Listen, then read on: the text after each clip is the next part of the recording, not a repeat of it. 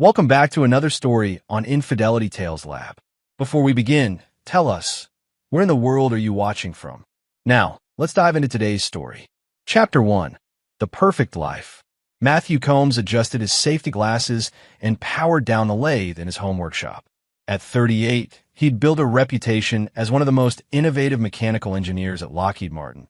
But his real passion lay in the intricate metalwork he crafted in his garage. The precision required in both his professional and personal projects had taught him patience, attention to detail, and the value of methodical thinking.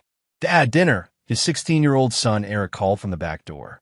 Behind him, 13-year-old Lana peered out curiously at the brass component Matthew had been machining. "What are you making now?"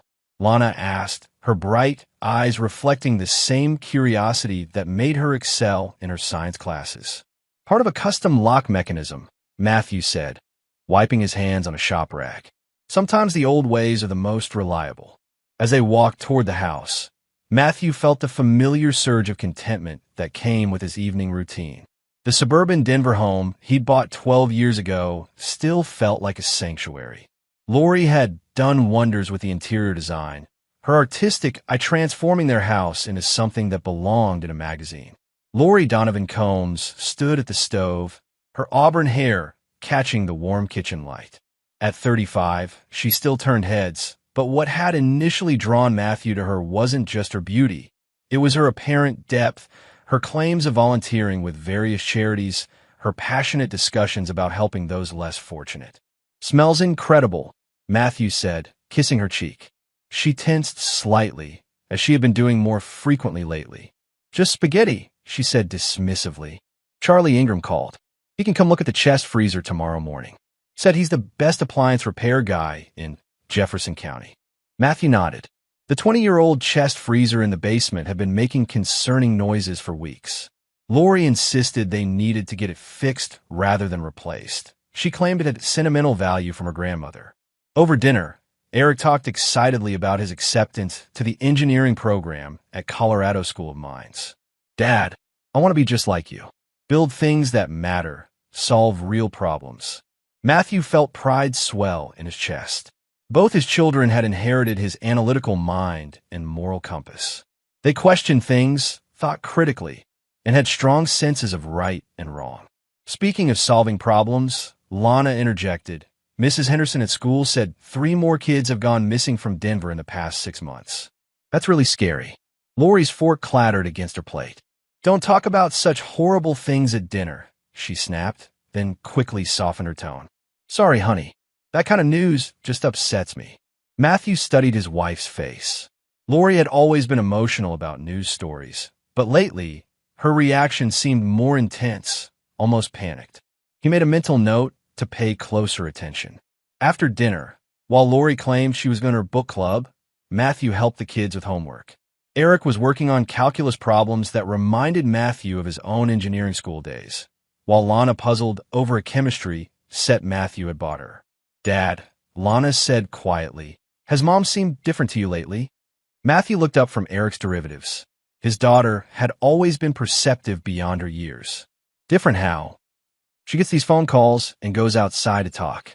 And yesterday, I saw her putting something in the freezer downstairs, but when I asked what it was, she got really angry. Not normal angry, scared angry." Eric glanced up from his homework. "I noticed too.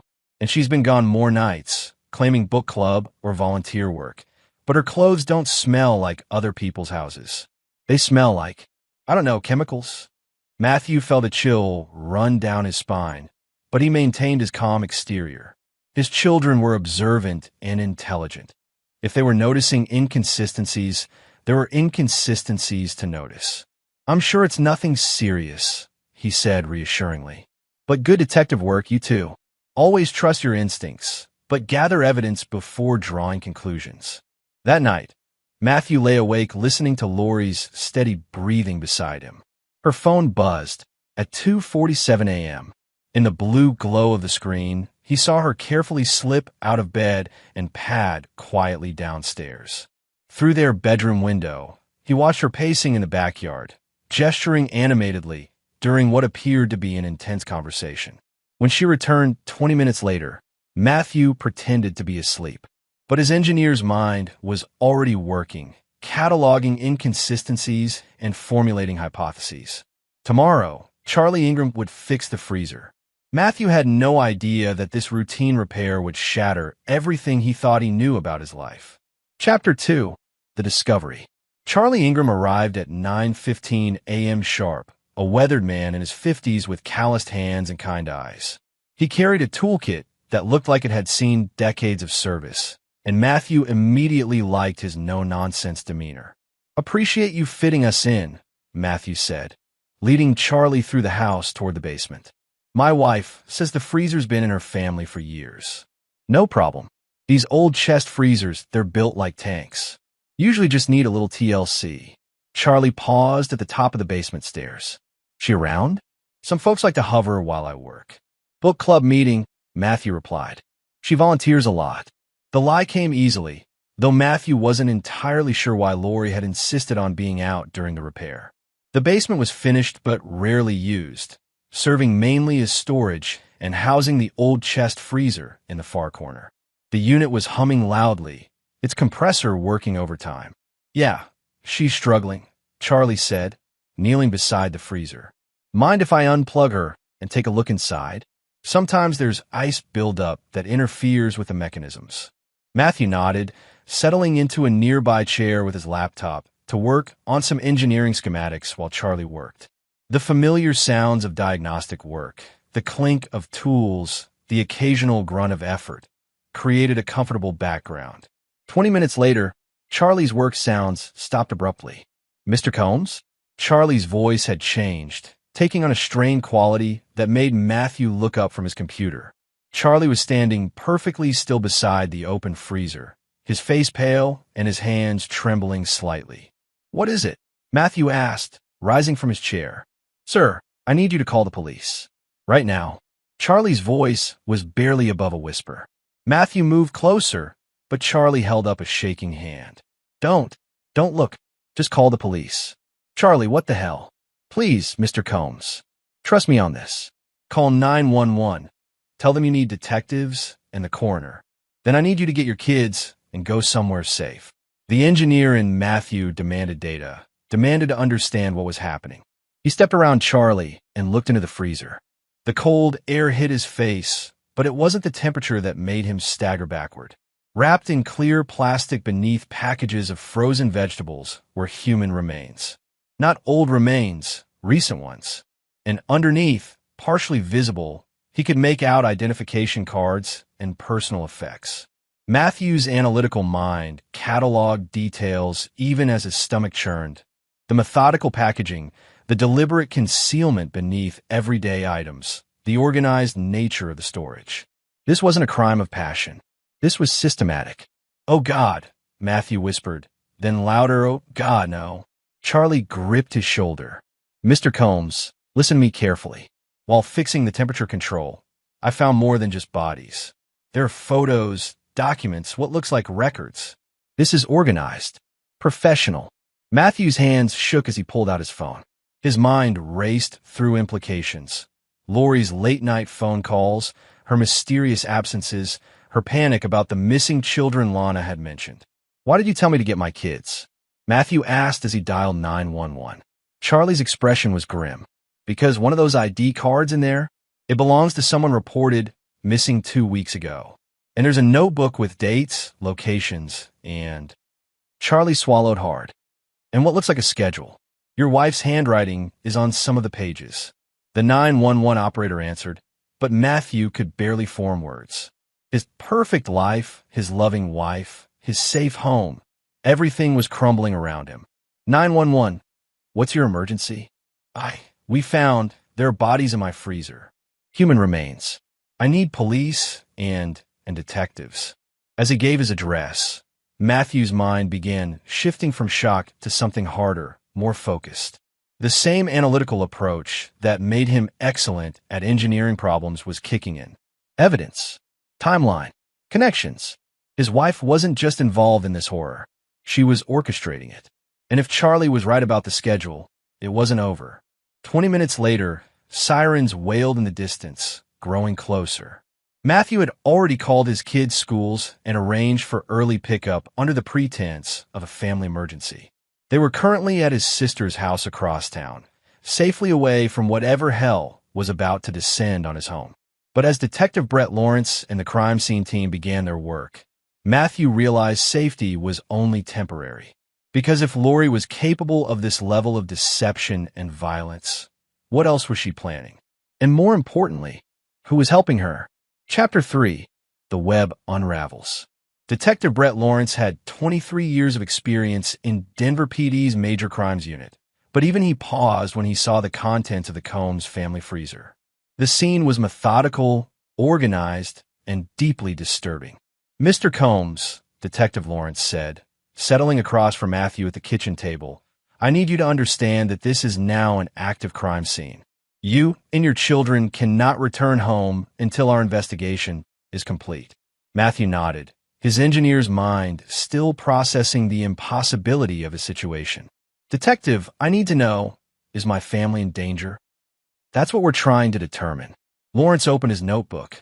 "Tell me about your wife's routine, her friends, where she spent her time." For the next hour, Matthew provided details that now seemed ominous in hindsight. Lori's frequent absences, her secretive phone calls, her insistence on handling certain household tasks alone, including anything involving the basement.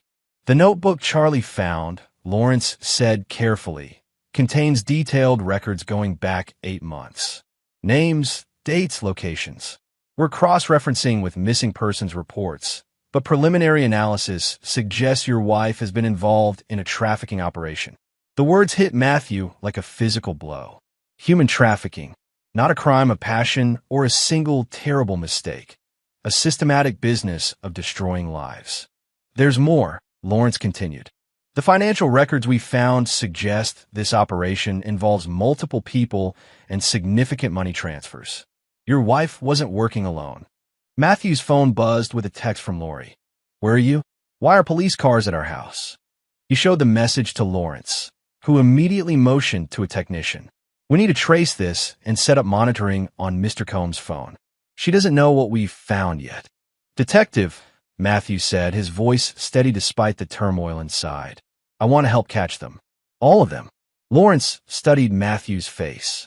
"Mr. Combs, I understand your anger, but this is a police matter now. These people are dangerous." "You don't understand," Matthew replied. "I'm not talking about vigilante justice. I'm talking about using my skills to help you build an airtight case. I'm an engineer. I understand systems, processes, evidence chains. And I know Lori better than anyone."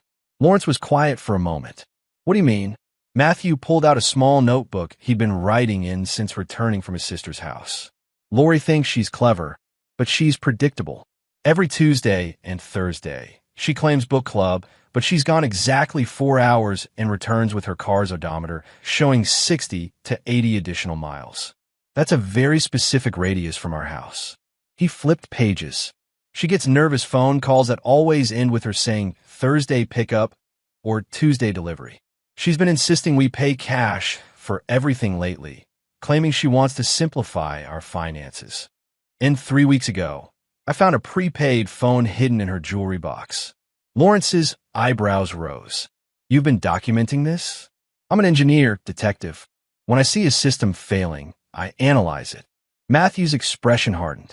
"I just never thought the system failing was my marriage and the woman I trusted was a monster." Lawrence made several notes. "Mr. Combs, you may be able to help us more than you realize. But first, we need to ensure your safety and your children's safety. These people have killed at least 6 victims that we can identify so far." Matthew's phone buzzed again. This time it was a call from Lori. "Answer it," Lawrence instructed, nodding to the technician monitoring the call. "Act normal. Don't let her know anything's wrong." Matthew took a breath and answered. "Hey, babe. Matthew, what's going on? There are police cars everywhere, and Mrs. Patterson next door says there are people in hazmat suits going in and out of our house." "Gas leak," Matthew lied smoothly. "Pretty serious one. The gas company called in hazmat as a precaution. I'm at Susan's with the kids until they clear us to go home." There was a pause. That's terrible. How long will we be displaced?" "Could be a few days." They have to check all the appliances, make sure there's no contamination. Matthew met Lawrence's eyes. Where are you? I thought you were at book club. But Sandra called and said she saw the emergency vehicles. I'm heading home now. Don't, Matthew said quickly. They're not letting anyone in the area. Meet us at Susan's instead. Another pause, longer this time. Okay, I'll be there in an hour. When Matthew hung up, Lawrence was already mobilizing his team. We'll have units watching your sister's house. When your wife arrives, we'll arrest her quietly. But Mr. Combs, I need to prepare you.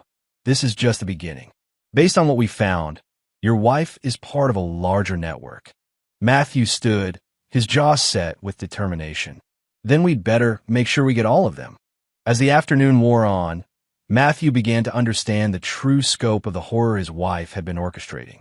The trafficking ring used a network of seemingly legitimate businesses, a moving company, a landscaping service, and even a children's charity to identify, transport, and dispose of victims. But Matthew also began to see something else: patterns, weaknesses, opportunities. If Lori thought she was dealing with a heartbroken, naive husband, she was about to discover she'd greatly underestimated the man she'd been deceiving. The game was far from over. In fact, for Matthew Combs, it was just beginning. Chapter 4. The Network Exposed. The arrest of Lori Donovan Combs at Susan's house went smoothly, but her reaction told Matthew everything he needed to know about his wife's true nature. No tears, no protestations of innocence, no emotional appeals. Just cold calculation and immediate demands for a lawyer. She's a professional, Detective Lawrence observed as they watched through the one-way glass at the police station. 23 years of interrogations, and I've never seen someone flip that switch so completely. Matthew studied his wife's posture, straight-backed, alert, conferring with her attorney in whispers. She's not surprised by any of this. She had contingency plans. What makes you say that? Look at her hands. No fidgeting, no stress responses. She's going through a checklist in her mind. Matthew's engineering background had trained him to observe systems under stress. She's stalling, which means she's buying time for something or someone. Lawrence's phone rang. After a brief conversation, he turned to Matthew with a grim expression. You're right. We just lost surveillance on 2 of the businesses we identified from the documents.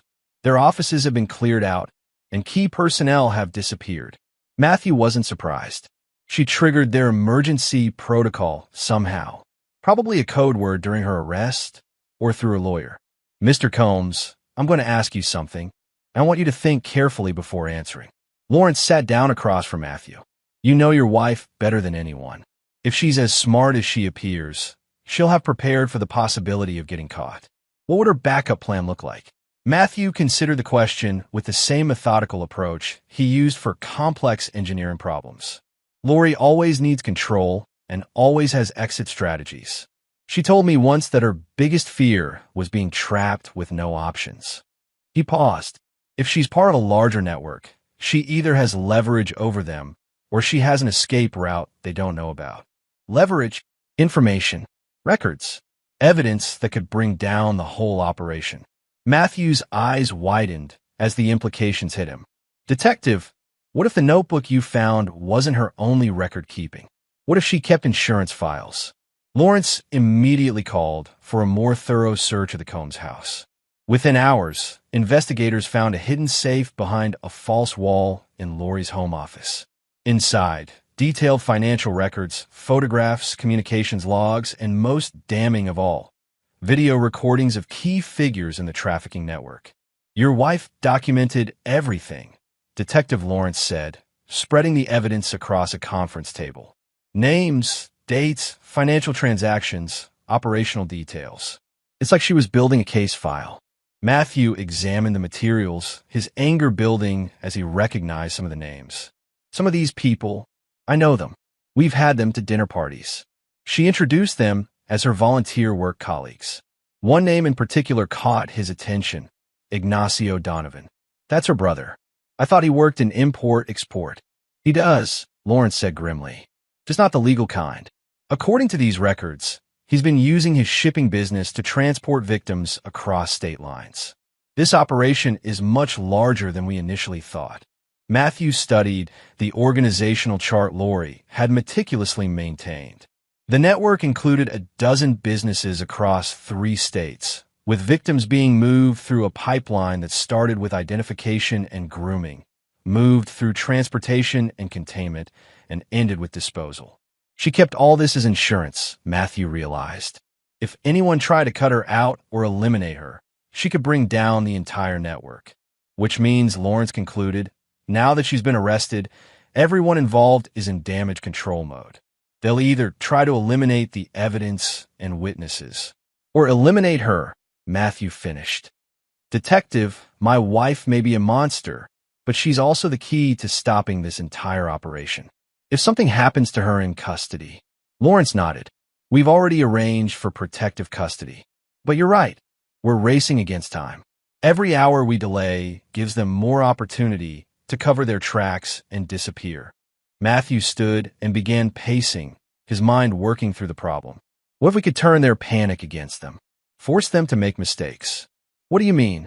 Lori's arrest will have triggered their emergency protocols, but those protocols assume she's a liability to be eliminated. What if we made them think she was cooperating with law enforcement, that she was giving up everything she knew? Lawrence looked intrigued. You're thinking of a controlled information leak. I'm thinking of psychological warfare, Matthew replied. These people have built their success on secrecy and control. Take that away, make them paranoid about each other, and they'll start making desperate decisions. Over the next several hours, Matthew worked with Detective Lawrence and FBI agent Sarah Chun, who had been called in due to the interstate nature of the crimes. Together, they developed a strategy that would use Lori's own documentation against her former associates. It's risky, Agent Chun warned.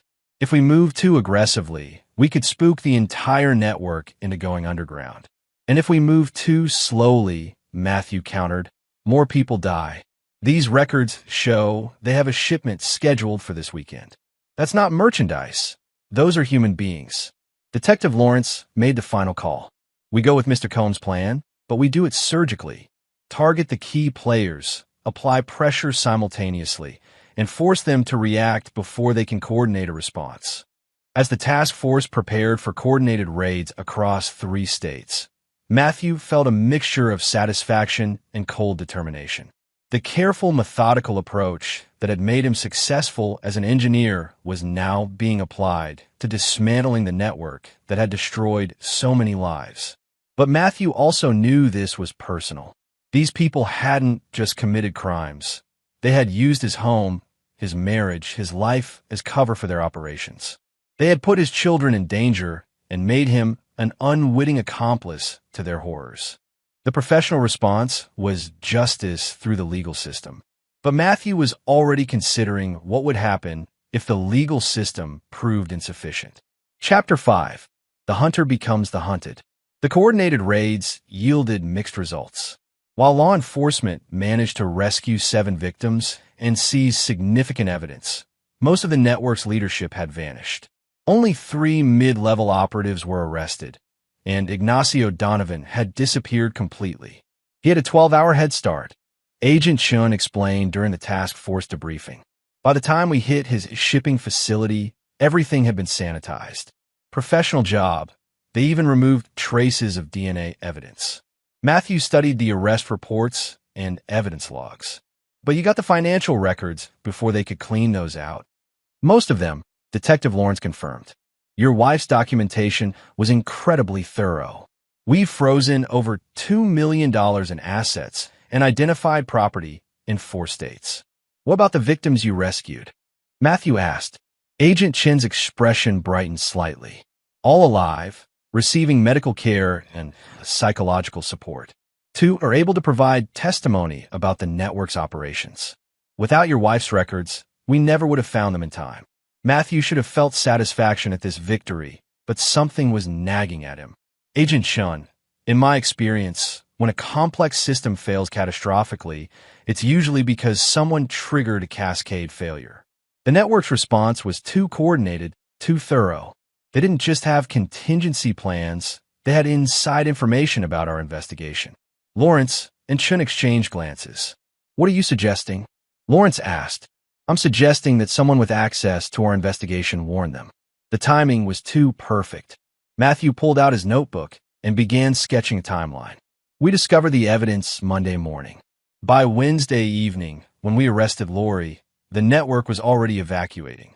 But we didn't brief the full task force until Tuesday afternoon. Agent Shin leaned forward. You think we have a leak? I think we have someone who's more concerned with protecting the investigation than getting justice for the victims. Matthew's voice hardened. Someone who wanted to make sure the key players escaped. The accusation hung in the air like a challenge. Lawrence and Chun began reviewing who had access to sensitive information, while Matthew continued his analysis. His phone buzzed with a text from an unknown number. Your wife isn't the only one with insurance files. Stop digging, or your children will pay the price.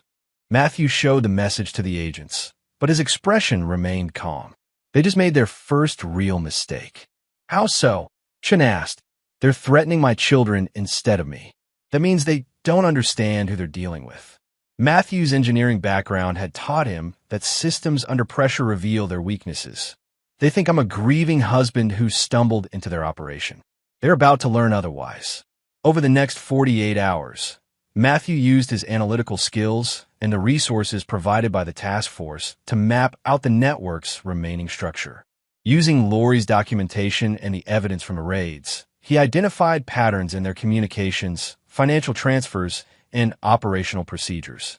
But Matthew was also conducting his own parallel investigation, one that didn't rely on official channels. Using contacts from his engineering work and his own technical skills, he began tracing digital footprints that the official investigation might miss. Mr. Combs, Detective Lawrence said during one of their strategy sessions, I need to remind you that you're a civilian consultant, not a law enforcement officer. If you're conducting unauthorized surveillance or investigation. Detective, Matthew interrupted. 3 days ago, I discovered that my wife was using our home as a base of operations for human trafficking. Yesterday, someone threatened my children. I'm not conducting unauthorized investigation. I'm protecting my family using every legal means at my disposal. The distinction was important, both legally and personally. Matthew wasn't seeking revenge. He was systematically identifying and neutralizing threats to his children's safety. That evening, Matthew's parallel investigation yielded results. Cross-referencing financial records, property ownership data, and communication patterns, he identified what appeared to be a safe house outside of Denver where network leadership might be regrouping. But Matthew didn't share this information with the task force immediately. Instead, he conducted additional surveillance, confirming patterns of activity that suggested the location was active. His daughter Lana called that evening. Dad, when can we go home? I miss my room, and Eric is driving me crazy at Aunt Susan's. Soon, sweetheart. The police are almost finished with their work. Matthew's voice was gentle, but his expression was steel. Lana, I need you and Eric to stay exactly where you are until I come get you. Don't go anywhere with anyone else, even if they say I sent them. Dad, you're scaring me. I'm being careful, that's all. I love you both more than anything in this world, and I'm going to make sure you're safe. After ending the call, Matthew made a decision that would define everything that followed. He would share his intelligence with the task force, but he would also take independent action to ensure his children's protection. The network had made this personal when they threatened Eric and Lana. Now, they would discover that threatening a systems engineer's children was a catastrophic error in judgment. Matthew Combs had spent his career solving complex problems through methodical analysis and precise execution. The human trafficking network was simply another system to be analyzed, understood, and ultimately dismantled. But unlike his professional projects, this one was personal. And Matthew was about to demonstrate why that made all the difference. Chapter 6. The Trap Springs. The safe house Matthew had identified turned out to be more than just a hideout. It was the network's operational command center. Through careful surveillance using techniques he'd learned during his military engineering service, Matthew confirmed the presence of at least 6 individuals, including Ignacio Donovan. This is bigger than we thought, Agent Chun said as she reviewed Matthew's reconnaissance data. They're not just hiding. They're actively running operations from this location. Detective Lawrence studied the photographs Matthew had taken using a telephoto lens and night vision equipment. How did you get this close without being detected? Patience and proper planning, Matthew replied. I spent 3 days mapping their security patterns, identifying blind spots, and timing their shift changes. They're good, but they're not military trained. They have gaps. What Matthew didn't mention was that his surveillance had revealed something else. The network was preparing to eliminate loose ends, starting with Lori. Intercepted communications suggested they planned to stage her death in custody, making it look like suicide. Agent Chun, I need to speak with my wife, Matthew said. That's not possible. She's in protective custody, and her lawyer has advised her not to speak with anyone. Then we need to arrange a different kind of conversation. Matthew opened his laptop and pulled up a detailed floor plan of the safe house. Because in 18 hours, they're going to try to kill her, and when they do, we lose our best source of intelligence about the network's full scope. Matthew's plan was complex but elegant in its simplicity. Using Lori's own paranoid documentation habits against the network, they would make it appear that she had hidden additional evidence that would be released automatically if anything happened to her. It's called a dead man's switch, Matthew explained. Lori mentioned it once in the context of a thriller novel she was reading. If we can convince the network that killing her would trigger the release of incriminating evidence, they'll be forced to keep her alive. Agent Chin looked skeptical. And if they call our bluff? Then we make sure it's not a bluff, Matthew replied. I've been analyzing the network structure, and I believe I can map their entire operation using the evidence we've already collected. We create a comprehensive dossier, names, locations, financial records, everything, and establish an automated system to release it if Lori dies. Over the next 12 hours, Matthew worked with a team of FBI cyber specialists to create what appeared to be an unbreakable dead man's switch. The system was designed to look sophisticated enough to be credible, while actually being simple enough to be controlled manually. Meanwhile, Detective Lawrence arranged for a carefully staged leak of information suggesting that Lori had cooperated extensively with federal investigators before her lawyer advised silence. The beauty of this approach, Matthew explained to Eric and Lana during a secure video call, is that it uses the network's own paranoia against them. They built their operation on secrecy and mutual distrust. Now, that distrust will tear them apart. Dad, Eric said, this sounds really dangerous. Are you sure you know what you're doing? Matthew looked at his son's concerned face on a laptop screen. Eric, when I design a system, I test every component multiple times before implementation. This is no different. I've analyzed every variable, planned for every contingency. What Matthew didn't tell his children was that his plan had a second phase, one that didn't rely on law enforcement procedures or legal constraints. The first test of Matthew's strategy came at 3:17 a.m., when the network attempted to breach the facility where Lori was being held in protective custody. The attempt was sophisticated, involving forged federal credentials and an elaborate story about transferring Lori to a more secure location. But Matthew had anticipated this exact scenario and worked with Agent Chun to establish protocols that required multi-level verification for any movement of high-value prisoners. The attempted breach failed, but it confirmed that the network was desperate enough to take enormous risks. More importantly, it proved that Matthew's analysis of their decision-making patterns was accurate. Phase 1 successful, Matthew reported to the task force. They've confirmed that keeping Lori alive is now a priority. That gives us operational space to move to Phase 2. Which is? Detective Lawrence asked. Matthew smiled for the first time since this nightmare began. Phase 2 is where we stop reacting to their moves and start controlling the game board. Matthew's engineering background had taught him that complex systems often had single points of failure, critical components whose malfunction would cause cascade failures throughout the entire system. The human trafficking network was no different. After days of analysis, Matthew had identified the network's single point of failure, their communication system.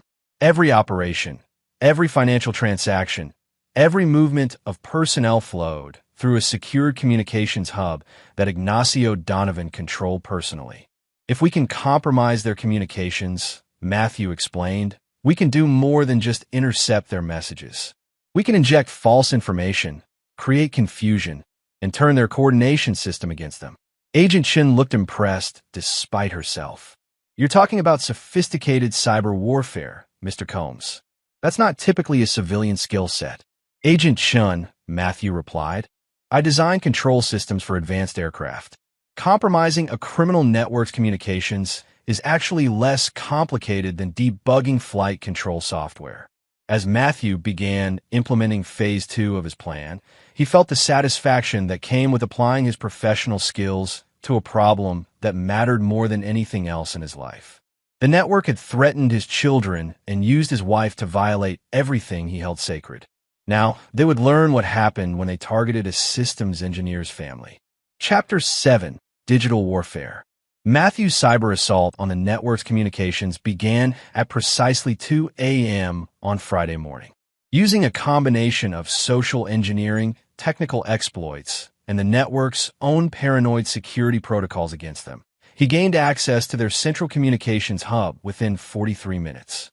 Impressive, Agent Shin admitted as she watched Matthew work from the FBI's cybercrimes unit. You're moving through their security like it's not even there. That's because I'm not trying to break their security, Matthew explained, his fingers flying across the keyboard. I'm using their own authorization protocols. Lori's documentation included administrative passwords and system access codes. They trusted her completely. What followed was a masterpiece of psychological warfare. Matthew began injecting subtle inconsistencies into the network's communications. Messages that appeared to come from legitimate sources, but contained small discrepancies that would create doubt and suspicion.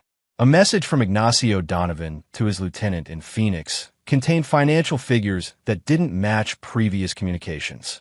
A shipping schedule from the logistics coordinator included pickup times that conflicted with established patterns. Asset transfer instructions included account numbers that had been compromised in the previous raids. You're making them paranoid about each other, Detective Lawrence observed. I'm accelerating a process that was already underway, Matthew corrected. Criminal organizations like this survive on trust and predictability. When either of those elements becomes questionable, the organization begins to cannibalize itself. Within 6 hours, the network's communications traffic had increased by 400% as members desperately tried to verify information and confirm loyalties. But Matthew had anticipated this response and had prepared the second phase of his digital assault. Using the increased communications as cover, Matthew deployed what he privately called the Lori Protocol, a series of automated messages that appeared to be coming from multiple sources within the network, all suggesting that various members were cooperating with law enforcement. The psychological impact was immediate and devastating. Within 12 hours, the network had effectively paralyzed itself with mutual suspicion and preemptive strikes against suspected traitors. Mr. Combs, Agent Shin said, reviewing intercepts from the network's fragmenting communications, what you've accomplished in 18 hours would typically require months of undercover work and enormous resources. Matthew didn't respond immediately. He was monitoring a particular conversation between Ignacio Donovan and someone identified only as the coordinator, a previously unknown figure who appeared to be the network's actual leadership. Agent Chun, Matthew said finally, I need to accelerate the timeline. The coordinator is ordering the elimination of all operational personnel, including Ignacio. They're going to disappear completely and rebuild the network from scratch. How long do we have? Based on our logistics discussions, 72 hours. After that, everyone we haven't caught will be gone, and the victims still in the pipeline will be. Matthew didn't finish the sentence. He didn't need to. Detective Lawrence leaned over Matthew's shoulder. What do you need? I need to force the coordinator into the open. Right now, they're insulated from the network's collapse because they maintained operational distance. But there's one thing that will make them take direct action, which is Matthew's expression hardened. The suggestion that Lori has been cooperating not just with federal law enforcement, but with international agencies. That her documentation includes details about overseas operations and money laundering through foreign banks. Agent Shin looked concerned. Mr. Combs, if you make that kind of claim, You'll be painting a target on your wife's back that we might not be able to protect her from. My wife painted that target on herself when she chose to participate in human trafficking, Matthew replied coldly. But more importantly, the coordinator won't be able to resist the opportunity to eliminate the threat personally. They'll come out of hiding to ensure the job gets done right. What Matthew didn't explain was that he was also using this strategy to force a personal confrontation.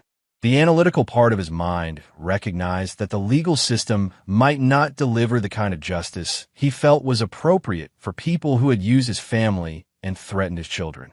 Over the next 24 hours, Matthew implemented the most sophisticated disinformation campaign of his career. Using the network's compromised communications, he created the impression that Lori had been secretly cooperating with Interpol, the DEA, and FBI international task forces for months. Forged communications suggested that Lori had provided detailed information about overseas money laundering operations, international transportation routes, and foreign contacts. Most damaging of all, fabricated evidence suggested that she had been recording conversations and documenting activities specifically to build cases against the network's leadership. The response was swift and decisive. The coordinator, revealed through intercepted communications to be someone named Albert Villanueva, personally ordered the immediate elimination of Lori and the comprehensive sanitization of all network operations. But Albert made a crucial error. He decided to personally oversee Lori's elimination to ensure no mistakes were made. "We have him," Agent Chen announced as surveillance teams tracked Albert's movement toward the federal facility where Lori was being held. "He's bringing a full tactical team, but we're ready." Matthew studied the tactical briefing with the same attention to detail he brought to engineering schematics. "Agent Chen, I want to be part of the arrest team." "Mr. Combs, that's absolutely not appropriate. You're a civilian consultant." "Agent Chen," Matthew replied, his voice carrying the authority of someone accustomed to being listened to, "I've spent 2 weeks systematically dismantling a criminal network that threatened my family. I've provided intelligence, tactical analysis, and operational planning that has saved lives and prevented additional crimes." He stood, his expression resolute. "Albert Villanueva ordered the death of my wife and threatened my children. I want to look him in the eye when he's arrested, so he understands exactly who defeated him." Detective Lawrence intervened.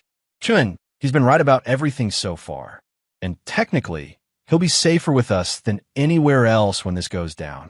Agent Chun considered the request, then nodded reluctantly. "You are protective gear, you stay behind the tactical team, and you don't interfere with the arrest." "Understood," Matthew agreed. But as they prepared for the confrontation with Albert Villanueva, Matthew was already thinking beyond the arrest. The legal system would handle the prosecution and imprisonment. But Matthew had his own plans for ensuring that the people who had threatened his family understood the full consequences of their choices. The game was entering its final phase, and Matthew Combs intended to control every move. Chapter 8. Face to Face with Evil. Albert Villanueva arrived at the federal facility at 11:47 p.m. with a 6-person tactical team, sophisticated equipment, and a plan that would have succeeded against normal law enforcement preparation. But Albert had no way of knowing that his every move had been anticipated by a systems engineer who had spent 2 weeks analyzing his decision-making patterns. "Target acquired," came the voice through Matthew's earpiece as he crouched behind an armored vehicle 50 yards from the facility entrance. Agent Chun had reluctantly allowed him to observe the operation, though he was positioned well away from the primary action. Matthew watched through night vision binoculars as Albert's team began their approach. They moved with military precision, but Matthew noticed something that made him smile grimly. They were following exactly the infiltration pattern he had predicted in his tactical analysis. "Chun," Matthew whispered into his radio, "they're going to hit the southeast service entrance in 90 seconds. They have shaped charges for the security door, and they'll deploy flashbangs before entry."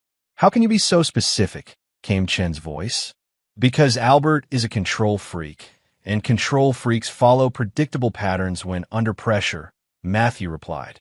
"He's planned this operation the same way he plans everything else, with redundancy and overwhelming force applied at the perceived point of weakness." The arrest operation unfolded exactly as Matthew had predicted. Albert's team breached the service entrance, deployed their flashbangs, and advanced toward what they believed was Lori's holding area. Instead, they found themselves in a carefully prepared trap, surrounded by federal agents who had been waiting in concealed positions. The tactical phase was over in less than 3 minutes. Albert's team was neutralized without shots being fired, though 2 agents sustained minor injuries during the takedown. But it was what happened next that Matthew had been waiting for. Albert Villanueva, zip-tied and seated in the back of an FBI transport van, was not the sophisticated criminal mastermind Matthew had expected. He was an overweight man in his 50s with soft hands and nervous eyes, someone who had built his empire by staying far from the violence and letting others do the dangerous work. "Mr. Villanueva," Agent Chun said as she approached the transport van, "you're under arrest for conspiracy to commit human trafficking, conspiracy to commit murder, and about 15 other federal charges. You have the right to remain silent." Albert's eyes darted around desperately before settling on Matthew, who stood just behind Agent Chun. "You're him, aren't you? The husband?" Matthew stepped closer to the van. "Yes, I am. This is all her fault," Albert said, his voice taking on a whining quality. "Lori got greedy, started keeping too many records, took too many risks. I told her the business had to stay small, controllable." "The business," Matthew repeated, his voice flat. "You mean the systematic kidnapping, abuse, and murder of human beings?" Albert's expression shifted to something Matthew recognized from his engineering work. The look of someone trying to solve a problem by eliminating inconvenient variables. "Look, Mr. Combs, I understand you're upset about your wife's activities, but this can all be resolved quietly. I have resources, connections. Your children could benefit significantly from a more understanding approach to this situation." Agent Chin started to intervene, but Matthew held up a hand. "What exactly are you suggesting, Albert?" "I'm suggesting that accidents happen. People disappear, but they don't have to. Not if everyone involved understands the mutual benefits of discretion." Matthew studied Albert's face with the same analytical attention he gave to complex engineering problems.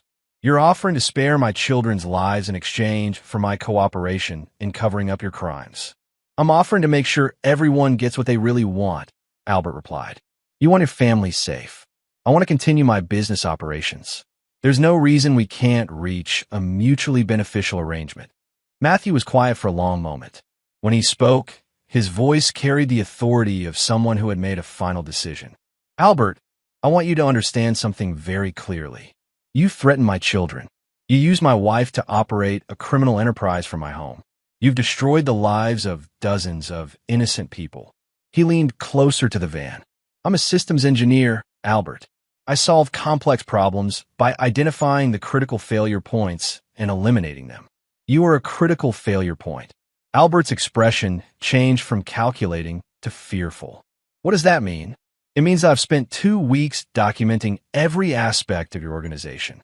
I know your real name, your financial holdings, your operational methods. And most importantly, I know every crime you've committed and everyone who helped you commit them." Matthew straightened up. "Agent Chun has enough evidence to convict you on multiple federal charges. But that's just the legal system, Albert. There's also the personal system. I don't understand what you're." "The personal system is what happens when someone threatens a family man's children," Matthew interrupted. "The legal system will put you in prison for the rest of your life.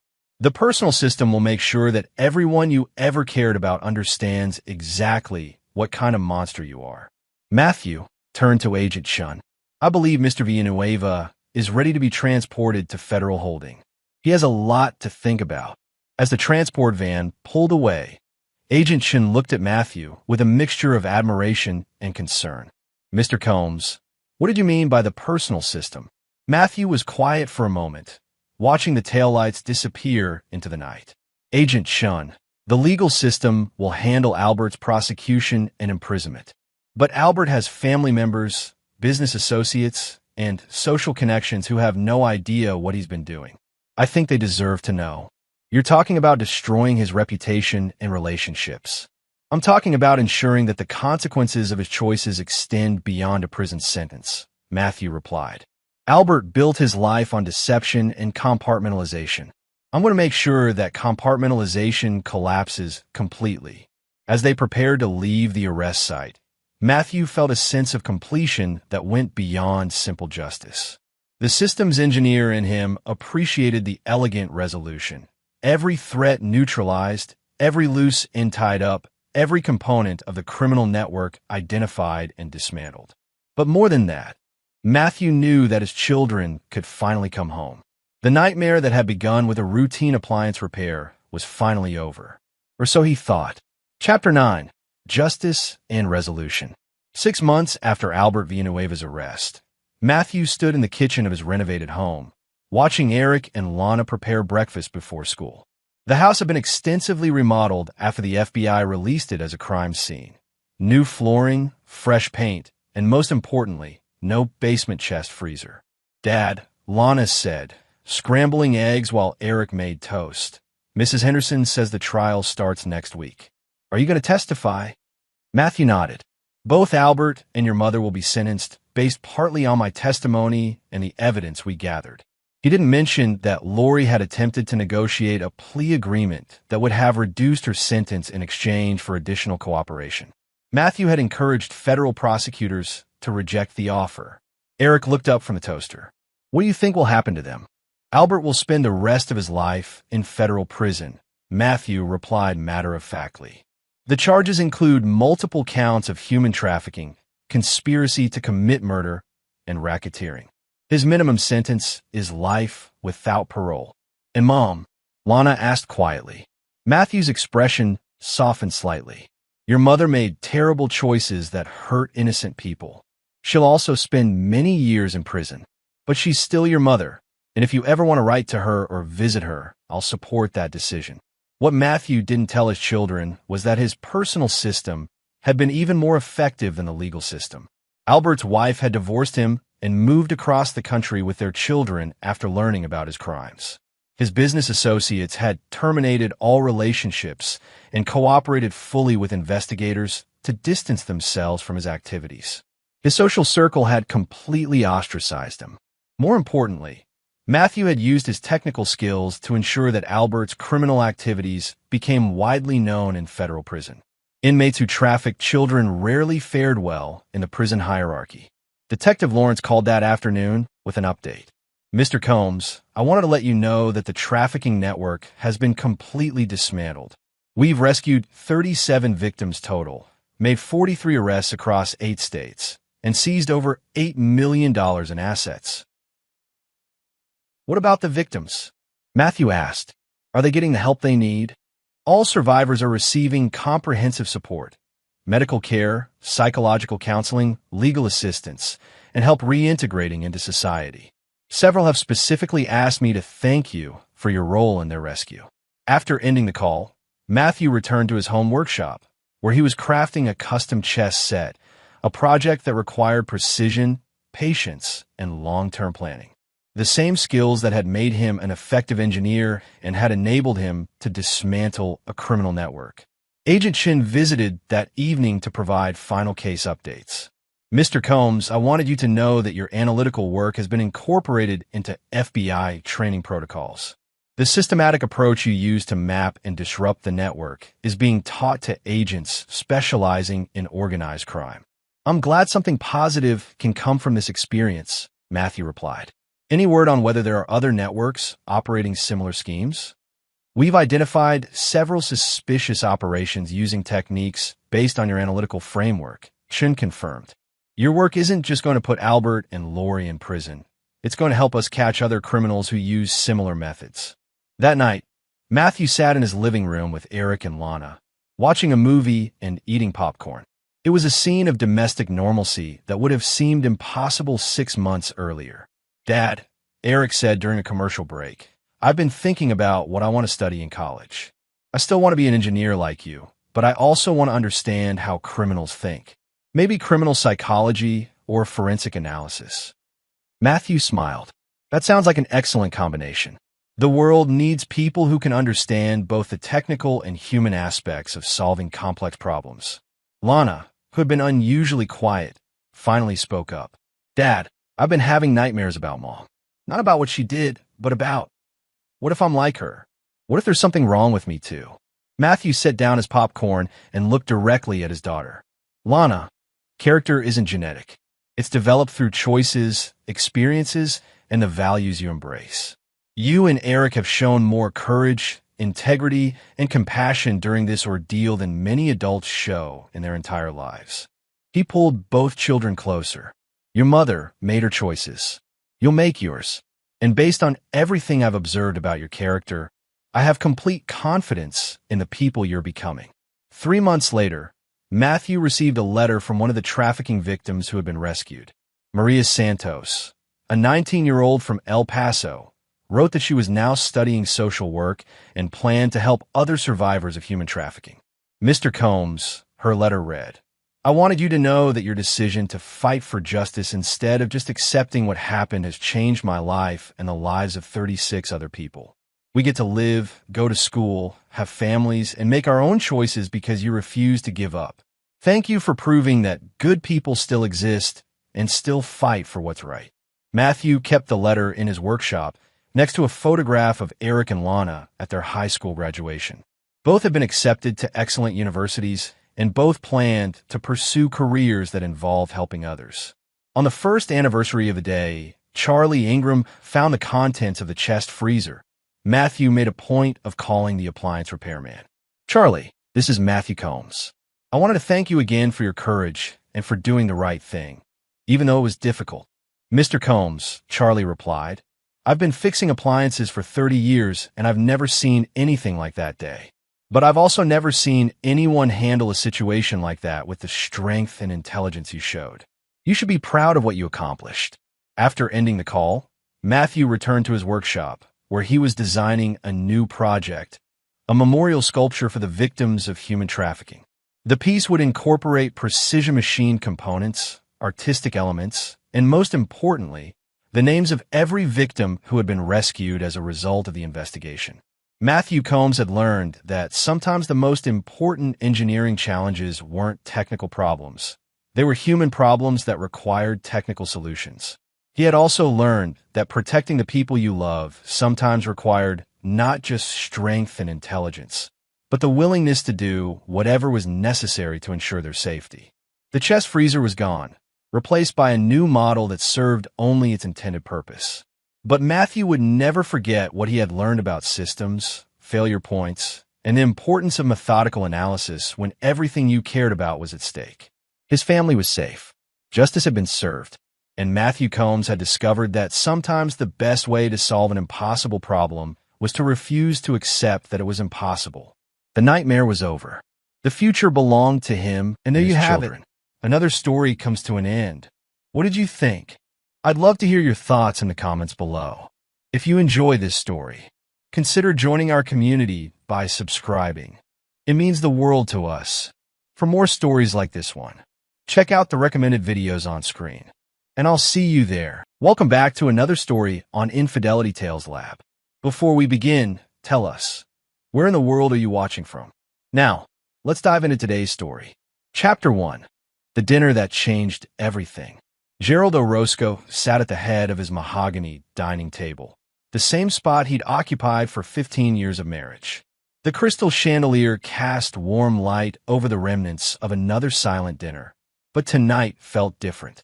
Tonight, the contempt in his wife's eyes had finally crystallized into words. You are a nobody, don't pretend you matter. Lynette Orozco's voice cut through the air like a blade. Her auburn hair caught the light as she shook her head in disgust. Honestly, we forget you exist half the time. Their 18-year-old daughter, Emily, looked up from her phone, her green eyes, so much like her mother's, filled with casual cruelty. She's right, Dad. You're just there, like furniture. Gerald's weathered hands, scarred from his years as a Marine before transitioning to private security consulting, remained steady as he reached for his wine glass.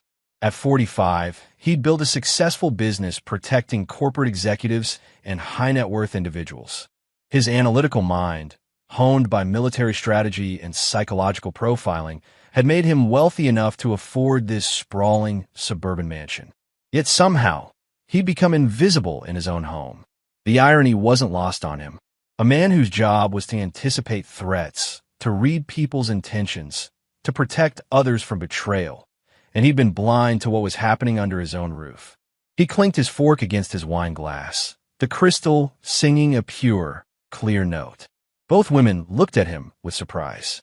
Gerald never interrupted their conversations, never demanded attention.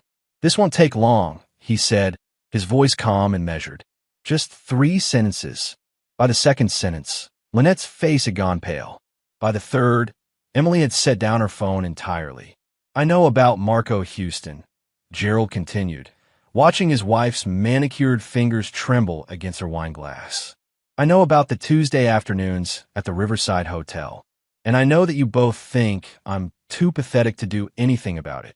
The silence stretched between them like a taut wire. Lynette's mouth opened and closed, searching for words that wouldn't come. Emily's eyes darted between her parents, finally understanding that the family dynamic she'd taken for granted was about to shift dramatically. Gerald stood, his 6-foot frame casting a long shadow across the table. "Finish your dinner. We'll talk more tomorrow."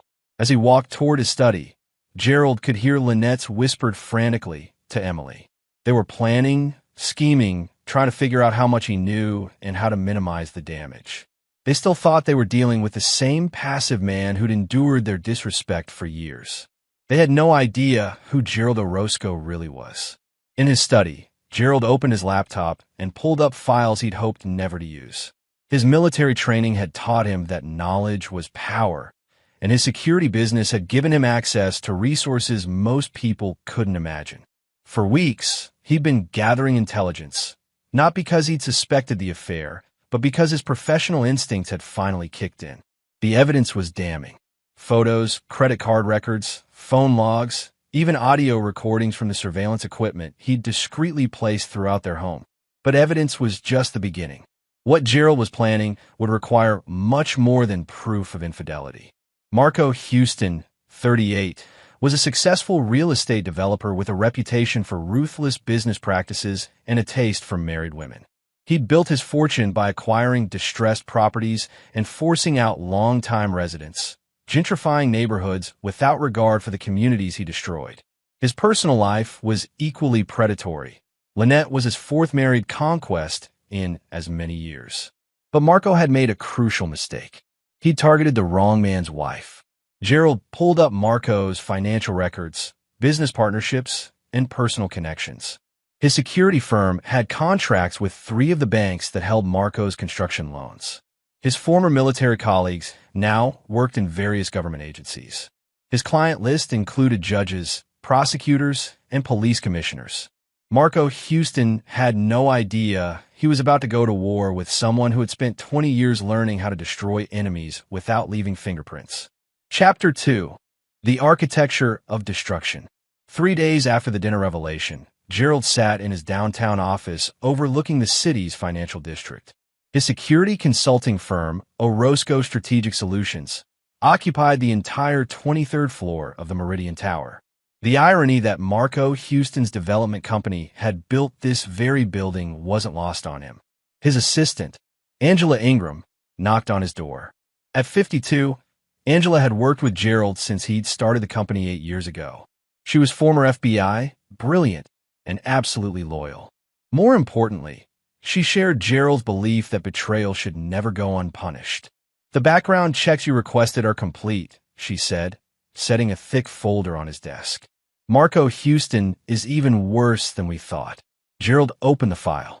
Inside were detailed reports on Marco's business practices, his relationships, and most importantly, his vulnerabilities. The man was leveraged to the hilt, having borrowed heavily for his latest development project, a luxury condominium complex that was already behind schedule and over budget. "What about my wife's activities?" Gerald asked. Angela's expression hardened. "Lynette has been quite busy. The affair with Marco started 6 months ago, but there's more. She's been systematically moving money from your joint accounts into a private account. Small amounts, but it adds up to nearly $80,000. Gerald nodded. He'd expected as much. Lynette had always been calculating, but desperation made people sloppy. "And Emily?" Your daughter has been keeping some interesting company. Wendell Frederick, Marco's business partner, has been taking her to expensive restaurants and buying her gifts. She thinks it's because she's special, but Marco is using her to get closer to our family, Gerald finished. Or possibly to gather information about my business. The betrayal ran deeper than he'd imagined. Not only had his wife been cheating, but his daughter had been manipulated into becoming an unwitting spy.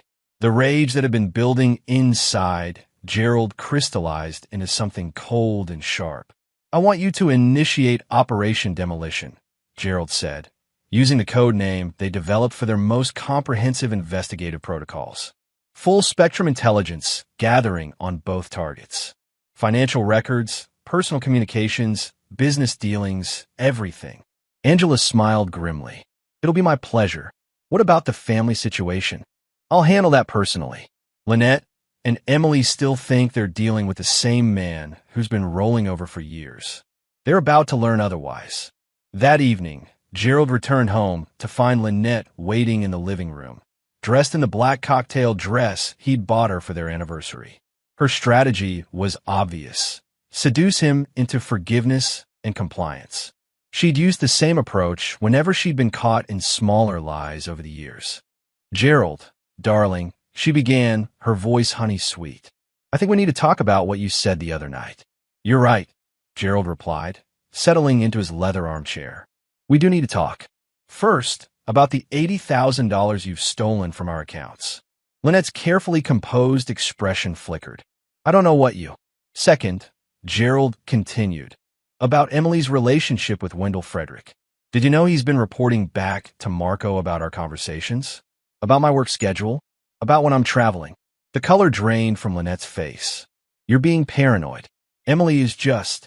Third, Gerald's voice dropped to a whisper that somehow seemed more threatening than shouting. About the fact that you and your daughter have been treating me like a fool for months, possibly years, while planning to take half my assets in what you assumed would be an easy divorce. Lynette stood abruptly, her mask finally slipping. You can't prove any of that. And even if you could, what are you going to do about it? You're not exactly the confrontational type, Gerald. Gerald smiled, and something in his expression made Lynette take a step backward. You're absolutely right. I'm not confrontational. I'm something much worse. I'm patient. I'm thorough. And I never, ever forgive. As Lynette fled upstairs, Gerald poured himself a scotch and began making phone calls. By morning, the first phase of his plan would be in motion. Marco Houston's construction loans were about to be called in for routine audit. The City Planning Commission was going to discover some irregularities in the permits for his luxury condo project. And the IRS was about to receive an anonymous tip about some very interesting offshore accounts. But that was just the beginning. Gerald wasn't just planning to destroy Marco's business. He was going to dismantle his entire life, piece by piece, until the man understood exactly what it meant to cross the wrong person. Chapter 3. The Web Titans. 2 weeks later, Marco Houston sat in his glass-walled office, staring at a stack of legal documents that had arrived that morning. His hands shook as he reached for his phone to call his lawyer. Jimmy, it's Marco. Tell me you have good news about these audit notices. Jimmy Perkins, Marco's attorney for the past 5 years, sounded exhausted. I wish I did. The bank consortium is demanding full financial disclosure on all your current projects. The city has red-tagged your Riverside development pending a complete permit review, and the EPA wants to inspect your Northside property for potential environmental violations. That's impossible, Marco said, though his voice lacked conviction. Everything was cleared through proper channels. Marco, when was the last time you checked your offshore accounts? The question hit Marco like a physical blow. What do you mean? The Cayman account? It's been frozen pending an IRS investigation. Someone provided them with detailed records of every transaction for the past 3 years. Marco's phone slipped from his hand. The offshore account contained nearly $2 million, money he'd need to cover his construction loans if the bank called him in. Without it, his entire business empire would collapse like a house of cards. His intercom buzzed. Mr. Houston, your 2 o'clock appointment is here. Marco had forgotten about the meeting. He'd scheduled it weeks ago with a potential investor who'd expressed interest in his luxury development project. Right now, he needed every cent he could raise. The investor turned out to be a distinguished man in his mid-40s, impeccably dressed and carrying himself with quiet confidence. He introduced himself as Gerald Orozco, president of Orozco Strategic Solutions. "I understand you're looking for additional financing for your Riverside project," Gerald said, settling into the chair across from Marco's desk. Marco studied his visitor carefully. Something about the name was familiar, but he couldn't place it. "That's right. Though I should mention we've hit a few minor snags with permits. Nothing that can't be resolved, I'm sure," Gerald replied smoothly. "I've done my research on your company. Very impressive track record." For the next hour, Gerald asked detailed questions about Marco's business, his development timeline, and his financial projections. To Marco, it seemed like a standard investor meeting, but Gerald was actually cataloging every vulnerability, every pressure point he could exploit. "I'm prepared to offer you a bridge loan of $5 million, Gerald finally said. Marco's eyes widened. It was exactly the amount he needed to weather the current crisis. That's very generous.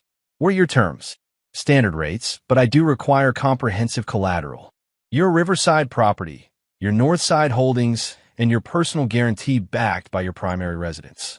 It was aggressive, but Marco was desperate. "I'll need to review this with my attorney." "Of course. Take your time." Gerald stood and shook Marco's hand. "Oh, one more thing. I'll need character references. Professional and personal. I can provide business references easily enough. I was thinking more along the lines of personal relationships. People who can vouch for your integrity. Your girlfriend, perhaps." Marco's blood turned to ice. "I'm sorry, Lynette Orozco. She is your girlfriend, isn't she?" The silence in the room was deafening. Marco's face went through a series of expressions: confusion, recognition, and finally, pure terror. "You're Lynette's husband?" "Yes."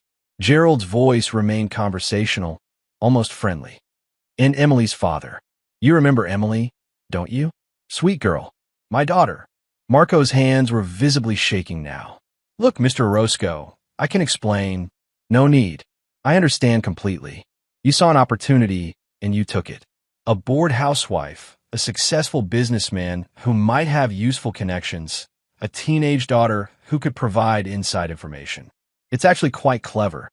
Gerald walked to the window and looked out at the city skyline. "The problem is, you made one critical error in your planning." "What's that?" Gerald turned back to Marco, and his smile was the most terrifying thing Marco had ever seen. "You assumed I was weak." Marco reached for his phone, but Gerald raised a hand. "Before you call security, you should know that I own the company that provides security for this building. I also hold the primary note on the building itself through one of my investment partnerships. And as of this morning, I own 60% of your construction loans." The reality of his situation crashed down on Marco like an avalanche. "What do you want?" "Justice," Gerald replied simply. "You destroyed my family. Now I'm going to destroy everything you've ever built. Your business, your reputation, your relationships, your future. All of it. You can't do this. It's illegal." Gerald laughed, a sound completely devoid of humor. "Everything I'm doing is perfectly legal. I'm simply a concerned investor protecting my interests. The fact that you'll be ruined in the process is just serendipity." As Gerald walked toward the door, Marco called after him desperately. "What about Lynette? What about Emily?" Gerald paused without turning around. "What about them? They made their choices. They chose to betray me, to humiliate me, to treat me like I was nothing. Now they get to live with the consequences. But they're your No," Gerald said quietly. "Family doesn't betray family. Family doesn't steal from family. Family doesn't bring strangers into your home to destroy you from the inside." He finally turned back to Marco. "They stopped being my family the moment they chose you over me." After Gerald left, Marco sat alone in his office as the weight of his situation settled over him. He was trapped in a web he hadn't even seen being woven around him. Every avenue of escape had been quietly closed off by a man he dismissed as a passive victim. For the first time in his adult life, Marco Houston understood what it meant to be hunted by someone more intelligent, more ruthless, and far more patient than himself. Chapter 4. The First Domino Falls. Within 48 hours of Gerald's visit to Marco's office, the real estate developer's world began to collapse in earnest. Gerald sat in his study at home, monitoring the destruction from multiple computer screens that tracked financial markets, legal filings, and news reports in real time. The first domino fell when Meridian Bank, the primary lender for Marco's Riverside project, officially called in his construction loan. The bank's decision was influenced by a routine audit that had mysteriously uncovered irregularities in the project's environmental impact assessments, irregularities that Gerald had carefully planted through his connections in the city planning office. Gerald's phone rang. It was Angela Ingram. Phase 1 is complete, she reported. Marco's scrambling to find alternative financing, but every major lender in the region has been quietly advised about his risk profile. His credit rating just dropped 60 points. What about his personal situation? Even better, Wendell Frederick, his business partner, has been asking uncomfortable questions about the company's financial stability. Our sources indicate they had a rather heated argument yesterday. Gerald smiled grimly. Wendell Frederick was the key to the second phase of his plan. Through Emily, Gerald had learned that Wendell was the ambitious junior partner who'd always resented Marco's control of their development company. A little pressure applied at the right time, and Wendell could be turned from ally to enemy. Arrange a meeting with Frederick, Gerald instructed. Use the Morrison Hotel's account as bait. He'll be interested in a contract that large. Gerald's security firm had recently signed a deal to provide comprehensive security services for Morrison Hotel's expansion into the region. It was a $20 million contract that would require significant subcontracting for construction and renovation work. Wendell Frederick would see it as a lifeline for his sinking partnership with Marco. That evening, Gerald returned home to find chaos. Emily was crying in the living room while Lynette paced frantically, her phone pressed to her ear. From the fragments of conversation he could hear, Lynette was trying to reach Marco, who had apparently stopped answering her calls. Don't understand what's happening, Lynette was saying. He's supposed to meet me tomorrow night, but his assistant says he's in meetings all week. She noticed Gerald standing in the doorway and quickly ended the call. Daddy, Emily sobbed, looking up at him with red-rimmed eyes. Something terrible is happening. Wendell says Marco's company is in trouble. He says they might lose everything. Gerald felt a momentary pang of sympathy for his daughter. She was 18, legally an adult, but still naive about the adult world of consequences and betrayal. Unlike her mother, Emily's involvement in the affair had been passive. She'd been manipulated rather than being a willing participant. But that didn't absolve her of the cruelty she'd shown him, the casual dismissal, the way she'd treated him like furniture in his own home. These things happen in business, Gerald said neutrally. People make bad decisions and pay the price. Lynette's eyes flashed with anger. You're enjoying this, aren't you? You did something to Marco. I'm a security consultant, not a wizard, Gerald replied. I can't make loan officers call in notes or environmental inspectors find code violations. If Marco's business is failing, it's because he built it on a foundation of poor decisions. The truth was that Gerald had done exactly those things, but his methods were untraceable. Every pressure point he'd activated had been through legitimate channels. Bank audits that revealed real irregularities he'd helped create, permit reviews that found violations he'd carefully orchestrated, and financial investigations that uncovered actual problems he'd manipulated into existence. You're lying, Lynette accused. You found out about us, and you're trying to destroy him. Gerald looked at his wife with genuine curiosity. And if I was, what exactly would you do about it? The question hung in the air like a challenge. Lynette had no answer because she had no power. For 15 years, she'd enjoyed the benefits of Gerald's success while contributing nothing to it. She'd lived in his house, spent his money, and enjoyed his protection without ever considering what would happen if she lost his goodwill. Now she was finding out. I want a divorce, Lynette declared, as if it were a threat rather than exactly what Gerald wanted. Of course you do, Gerald agreed. File the papers whenever you're ready. I'm sure your attorney will explain the implications of adultery in this state's divorce laws. Lynette's face went pale. She'd clearly been counting on Gerald's passive nature to ensure a favorable settlement. The realization that he might actually fight back had apparently never occurred to her. "You can't prove anything," she said, but her voice lacked conviction. Gerald pulled out his phone and played a brief audio clip. Lynette's voice filled the room, crystal clear, as she spoke intimately to Marco about their plans to take half of Gerald's assets in the divorce. The recording had been made in their own bedroom 3 weeks earlier. "I have hours of recordings," Gerald said matter-of-factly. "Video surveillance, financial records, and testimony from several witnesses who can verify the timeline of your affair. Your attorney is welcome to review the evidence at his convenience."